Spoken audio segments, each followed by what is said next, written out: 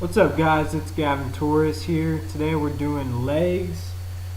Right here we're just starting off with some leg extensions to basically warm up the knees to get ready for the squats that we're about to do.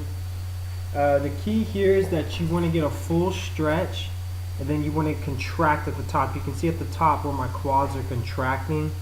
You don't want to go too heavy here, guys, because then you're going to wear yourself out for your squats, but make it a struggle.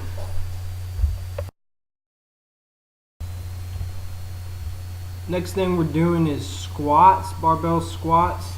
I want you to know how I don't go parallel. I just go right above parallel. The reason for this is if you go parallel or deeper, especially when you're going with heavy weight, is that it tends to build the glute max, which is your butt. And right now I don't want to get my butt any bigger than it already is. So that's why I'm not going below parallel or to parallel. And whenever you go just above parallel, it focuses a little bit more on your quads and a little bit more on your hamstrings, and you can definitely feel that.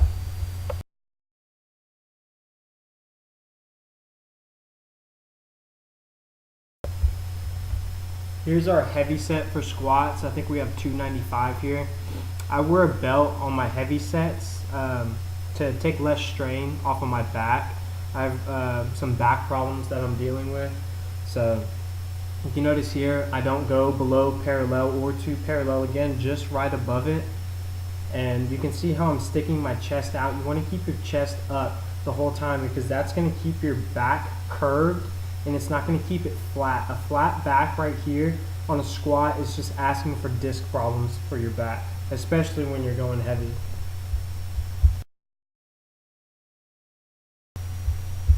Right here we're doing seated leg curls, and right here all you want to do is just get a good stretch and a good contraction. You don't want to go super heavy, you just want to get a good pump, get a lot of blood flow into the area. And you can see how I'm not leaning back. The reason for this is that your hamstrings are actually connected to your lower back. So when you're flexing your lower back, which is bending forward slightly, you're actually stretching your hamstrings already, so you're going to feel it a lot more in this position than if you were just sitting all the way back in the seat and performing seated leg curls.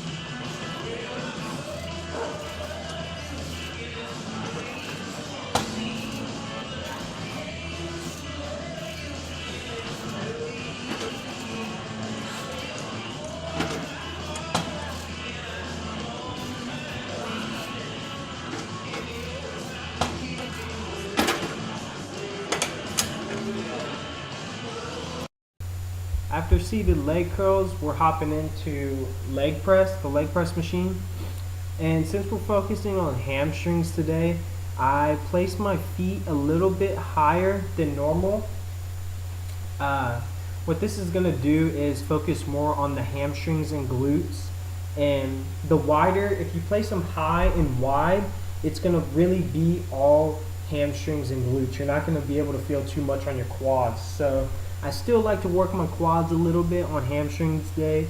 That's why I have my feet not too wide, but probably about shoulder width apart, but higher than normal on the plate, so I can focus more on my quads. And this next set is a better angle. Oh yeah, here we go. Here you can see how my feet are a little bit wider. And like I said, my feet aren't too far apart. The wider you go, the more hamstrings you're going to incorporate. The closer you go, the more quads. So right here, I'm in between. I'm high on the plate, but I'm about, I want to say a little bit closer than shoulder width apart.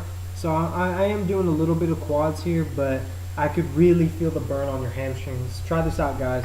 High for hamstrings, low for quads.